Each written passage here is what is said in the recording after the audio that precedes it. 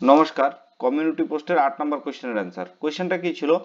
2337 গুণন 2341 রাশিটির সঙ্গে কোন ক্ষুদ্রতম সংখ্যা যোগ করলে যোগফল একটি পূর্ণবর্গ সংখ্যা হবে?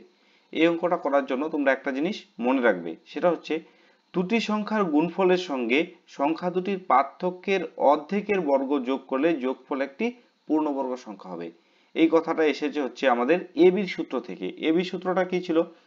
a plus B by two তার whole square minus A minus B by two তার হোল স্কোয়ার, বা এটাকে যদি আমরা একটু মডিফাই করি তাহলে A A B plus A minus B by two তার whole square equal to A plus B by two তার হোল স্কোয়ার। শুধু ওই মাইনাস পার্টটাকে আমরা সমান সমানের বাদিকে নিয়ে আসলাম। এবার এই এ প্লাস বি বাই টু তার হোল স্কোয়ার পার্টটা কি? একটা পূর্ণবর্গ সংখ্যা। তাহলে আমরা এ বির সাথে শুধু কত যোগ করলাম?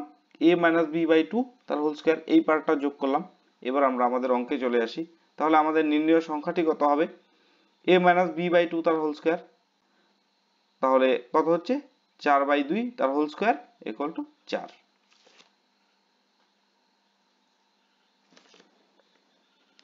ধন্যবাদ।